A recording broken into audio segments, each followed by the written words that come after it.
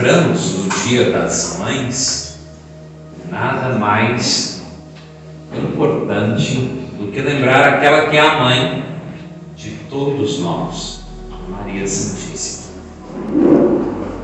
E sobre esta mãe é importante que se fale muita coisa.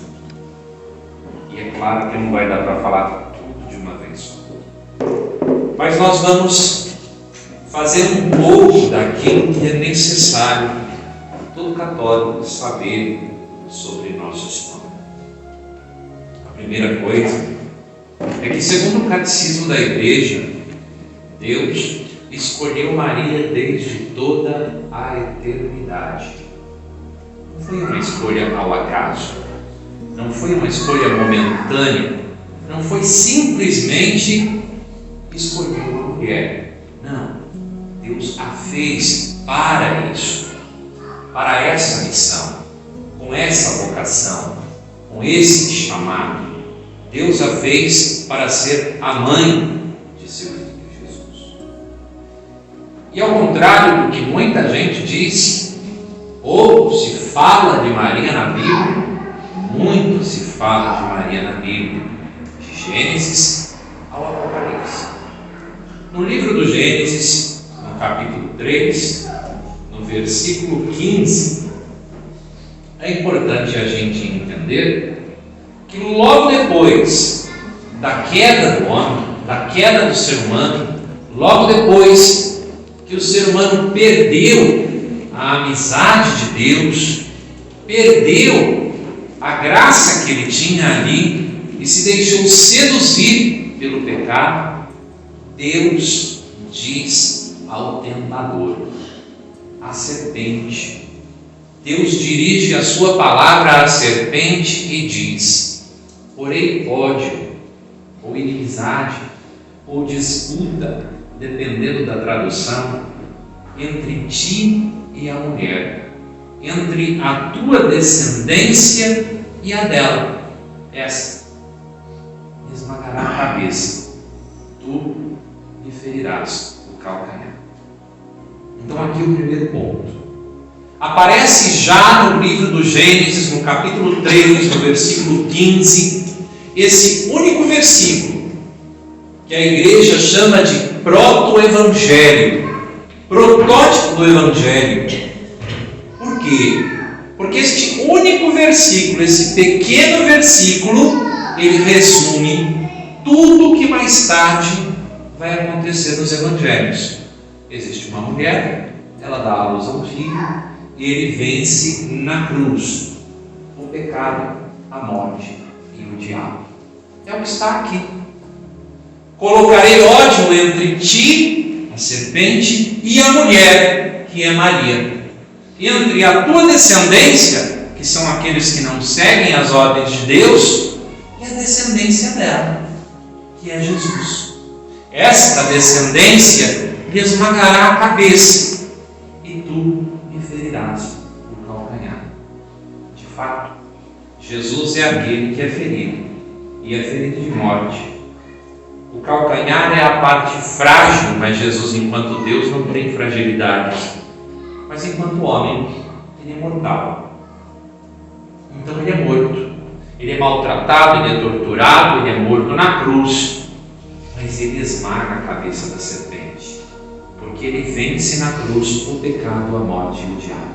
E Maria participa disso? Sim, ela participa do conflito, ela participa do confronto. Como dizem numa linguagem mais popular, Deus colocou Maria na briga.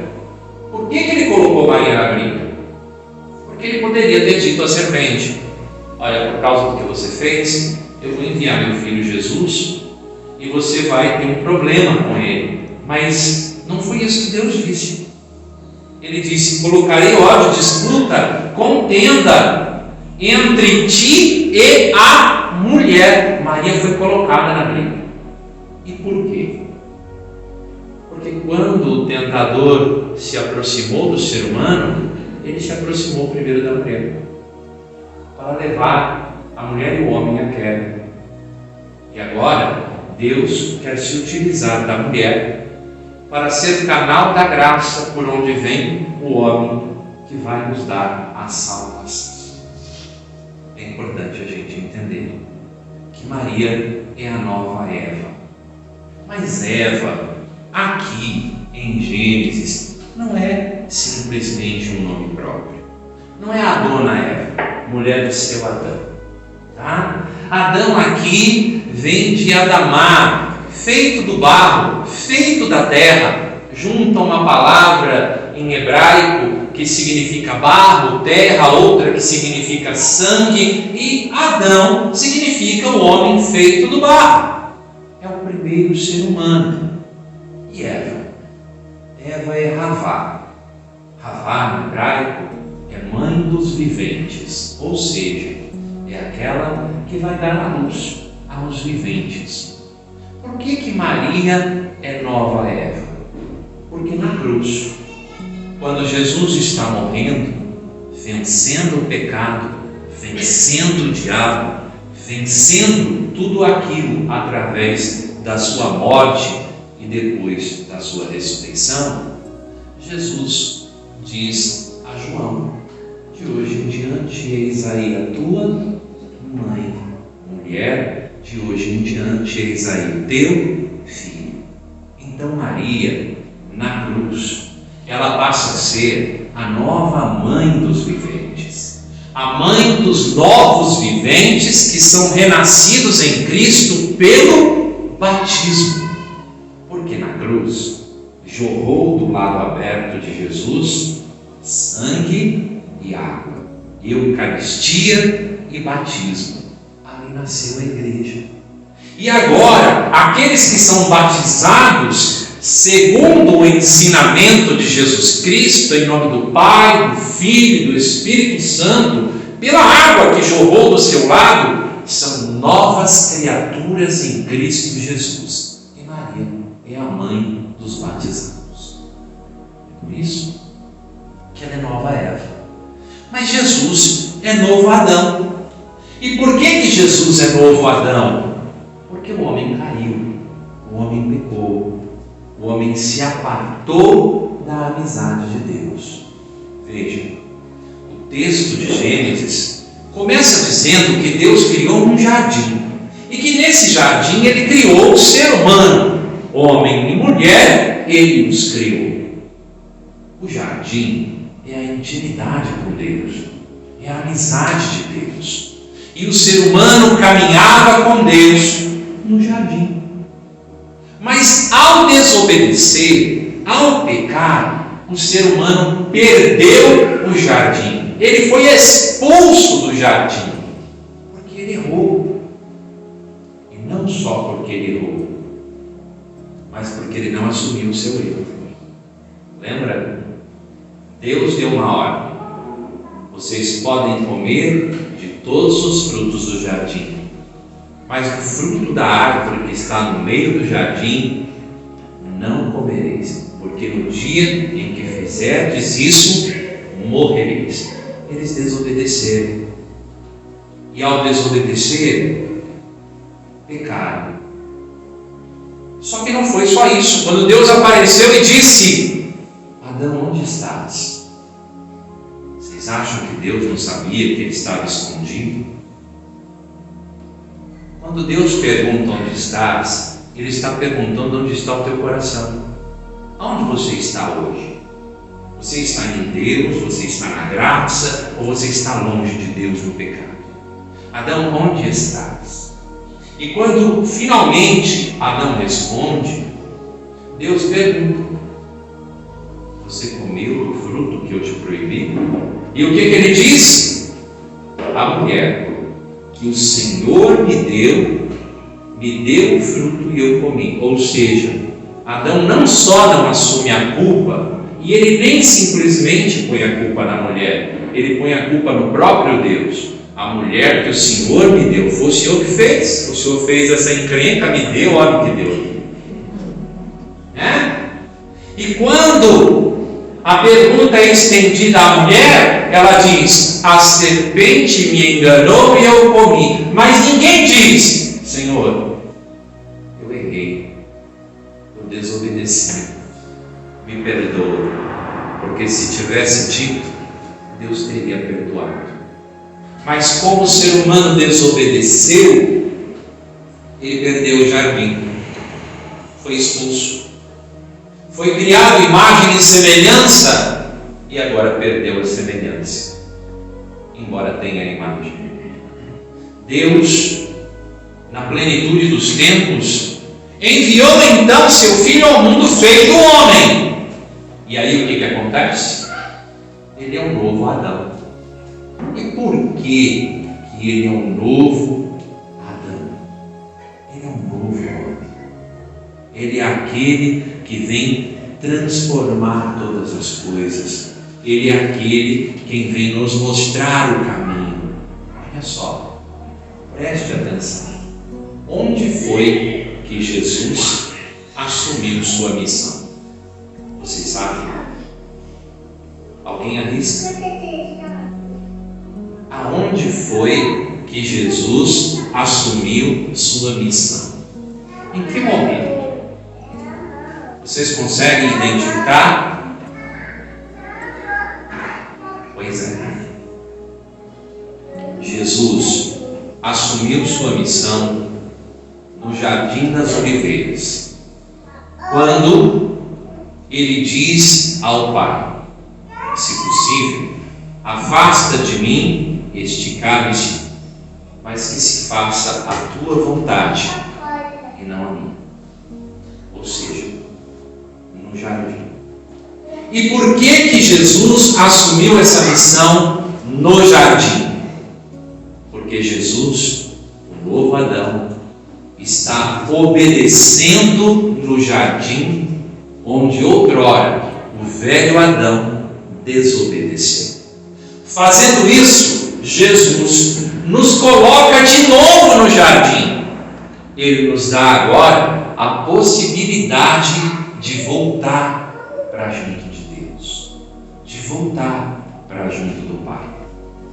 Tanto que mais tarde, eu não vou explicar isso hoje, tanto que mais tarde, quando ele morre, o véu do templo se rasga. Mas isso vai ficar para um outro dia. Eu quero que você entenda que os padres da igreja sempre fizeram um paralelo muito bonito, muito importante entre o que aconteceu com a primeira Eva e o que aconteceu com a segunda Eva. Por quê? Porque a primeira desobedeceu por sua incredulidade. Santo Irineu trabalha muito isso. Santo Irineu de Lyon. E a segunda obedeceu pela fé. Ao desobedecer pela incredulidade, a primeira gerou o pecado e a morte. Foram gerados pela sua desobediência, mediante a sua falta de fé. Por que falta de fé? Porque Deus disse para não fazer e ela não acreditou em Deus, ela não confiou em Deus. Já a segunda gerou a salvação e a vida. Olha só que interessante. Onde outrora foi gerado o pecado e a morte pela desobediência e incredulidade, agora é gerada a salvação e a vida pela obediência e pela fé. Porque Maria acreditou naquilo que lhe foi anunciado pelo anjo, acreditou naquilo que veio de Deus. Quem é Maria? Maria é simplesmente a mais bela criatura de Deus. Vejam, Maria é criatura. Maria não é deusa. Deus é Deus. E nós católicos só temos um Deus em 3 pessoas, Pai, Filho e Espírito Santo. E só a Ele nós adoramos. Nós não adoramos Maria, nós amamos Maria. Nós veneramos Maria. Nós temos um carinho imenso por Maria. Mas nós não adoramos Maria porque ela não é deusa. Nós entendemos perfeitamente que Maria Santíssima é a mais alta criatura de Deus, acima dos anjos, acima dos santos, acima de nós pecadores. Ela é rainha dos anjos. Ela dá ordem aos anjos. Não é à toa que na Anunciação acontece algo extraordinário. Quando o anjo Gabriel se coloca diante dela, ele diz lá em Lucas, no capítulo 1, a partir do versículo 26, Ave, cheia de graça. Não é à toa que ele diz isso. É importante entender que nesse momento o anjo prostrou-se diante de Nossa Senhora. Por quê? Porque quando ele diz cheia de graça, ele está dizendo há mais graça em ti do que em mim. Ela é repleta da graça de Deus. Eu sei que no português a gente não entende muito bem isso. No grego é Gerhard Tomeni, e quando se traduz para o latim, que é a língua mãe da nossa língua, ele é mais bonito. E o latim nos deixa entender melhor o que o anjo diz. Quando se traduz do grego para o latim, se traduz gratia plena. Maria é plena da graça de Deus. Ela é repleta, é totalmente cheia, é absolutamente cheia. Isso significa que não há nenhum espaço vazio. Há tanta graça em Maria que o anjo diz: alegra-te, cheia de graça. Alegra-te, cheia de graça. Isso não é coisa qualquer. É o único ponto do Novo Testamento, da Bíblia, em que esta palavra é usada desta forma, cheia de graça, no sentido de totalidade, no sentido de que é algo já perpétuo, perfeito, não é algo parcial, não é algo provisório, não é algo temporário. Existem pessoas que são agraciadas. Existem pessoas como Estevão, que mais adiante vai dizer que no momento ele estava cheio da graça de Deus, mas é momentâneo. Maria não é momentânea. Maria está definitivamente cheia da graça de Deus. É importante nós entendermos isso. Se você pegar uma Bíblia que não é católica, a tradução não vai dizer cheia de graça, mas vai dizer agraciada. Por quê? Porque os nossos irmãos separados querem diminuir o papel de Maria. Então, para diminuir Maria, eu traduzo errado. Eu dou uma forçadinha na barra para dizer que é agraciada. Cabe a tradução? Cabe, mas não é a mais adequada.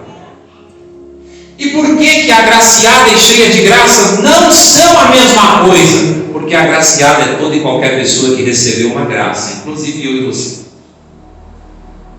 Maria não. Maria é cheia da graça de Deus. E não há quem se compare a ela nesse quesito, enquanto criatura de Deus.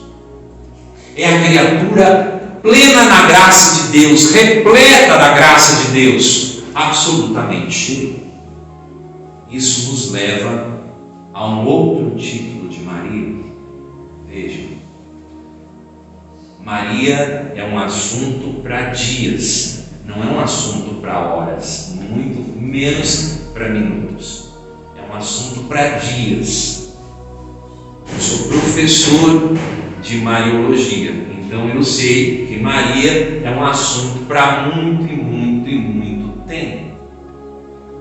Mas eu quero pegar alguns pontos principais para que você se apaixone por Nossa Senhora ainda mais. Veja, Maria é a arca da nova aliança. E isso não é à toa. Isso não é à toa. Se você parar para pensar lá no livro do Êxodo, quando Deus manda a Moisés, que vai dar ordens ao povo para que se construa a arca da aliança, Deus é muito específico como em tudo que Ele faz, porque tudo que Deus faz é detalhado, é minucioso, é bom. E Deus fez e viu que era bom. Deus, quando dá ordens sobre a arca da aliança, Ele diz a madeira que Ele quer a madeira de acácia, que é uma madeira incorruptível. Deus escolhe e Ele diz, Ele determina as medidas da arca, a altura, a largura e a profundidade. Deus ordena que a arca seja revestida de ouro por dentro e por fora, simplesmente porque é o metal mais precioso da terra. Depois, Deus manda fazer uma tampa de ouro, e sobre essa tampa, um propiciatório, e ao redor do propiciatório, 2 querubins de ouro batido, com as asas voltadas de frente um para o outro, cobrindo a face e apontando para cima.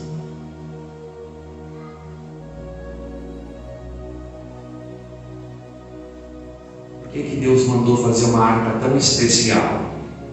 Para guardar 3 milagres de Deus. As tábuas da lei, que são a sua palavra, uma porção do maná que foi recolhida no deserto, em um pote de barro, e o cajado de Arão, irmão de Moisés, o cajado que floriu, como sinal da escolha sacerdotal do sacerdócio judaico, o sacerdócio de Levi.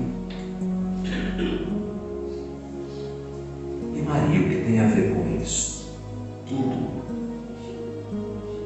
Porque quando nós olhamos para o Primeiro Testamento, nós que somos cristãos, entendemos que o Primeiro Testamento está todo no contexto judaico. Quando nós olhamos para o Primeiro Testamento, nós percebemos que o Primeiro Testamento é cheio de prefigurações e tipologias que no Segundo Testamento nós vamos ver se cumprindo. O nosso olhar para o Primeiro Testamento é um olhar prefigurativo. E quando a gente olha para ele, a gente percebe Deus mostrando, revelando, Deus nos dando pistas daquilo que de fato vai acontecer mais tarde. A arca da aliança é prefiguração de Maria. E por quê? Bom, vejamos. Deus fez Maria segundo as suas medidas, assim como Ele mandou as medidas da arca. A arca era de madeira incorruptível, Maria é incorruptível. A arca foi revestida de ouro, que é o metal mais precioso da terra. Maria foi revestida de graça, de pureza e de santidade. Virtudes. A arca da aliança é como o trono de Deus sobre a terra. Maria também. A arca da aliança contém 3 milagres de Deus. A palavra de Deus em tábuas de pedra. Maria contém no seu ventre aquele de quem se diz no prólogo do Evangelho de São João: no princípio era o Verbo, e o Verbo se fez carne e habitou entre nós. Ou seja, no ventre de Maria está a palavra de Deus viva. Na arca da aliança está uma porção do maná, que é aquele pão que cai do céu e alimenta o povo no deserto, e essa porção do maná recolhida num pote de barro está na arca da aliança. Em Maria está aquele que diz no Evangelho de São João, no capítulo 6, seus pais comeram maná no deserto e morreram. Eu sou o pão vivo descido do céu. Quem come minha carne e bebe o meu sangue viverá eternamente. É o pão vivo. Na arca da aliança, nós temos o cajado de Arão que floriu, mostrando a escolha sacerdotal. No ventre de Maria, nós temos aquele de quem se diz na carta aos Hebreus: este é o verdadeiro sumo sacerdote, segundo a ordem de Melquisedeque. Sacerdócio vivo. Então eu quero que você perceba que na arca da aliança, que é Maria, nós temos a palavra viva, o pão vivo, o sacerdócio vivo numa arca viva. Isso é em plenitude chegou à plenitude dos tempos, e a plenitude dos tempos de que se fala na liturgia é inaugurada no Evangelho de São Lucas, no capítulo 1, no versículo 26 em diante, porque na Anunciação, quando Jesus se encarna, começou a plenitude dos tempos. Quando é que Jesus se encarnou no ventre de Maria? No momento em que ela disse: faça-se em mim segundo a tua palavra. Maria, nessa época, tem por volta de 12 anos. Não são 13, não são 14, não são 15, por volta de 12 anos. Por quê? Como 12 é um número simbólico, é o número dos apóstolos, é o número das tribos de Israel. 12 é também uma idade conveniente, porque Maria, segundo a tradição católica, passa um período no templo, sendo educada dos 3 aos 12. E como estavam para vir as suas primeiras regras, ela não poderia permanecer mais no templo. E aqui um detalhe que quase ninguém fala, e que dificilmente você já ouviu em outro lugar. Jesus foi fecundado na primeira ovulação de Maria, no primeiro óvulo, no primeiro momento. Por quê? Porque ele é o alfa, o princípio de todas as coisas.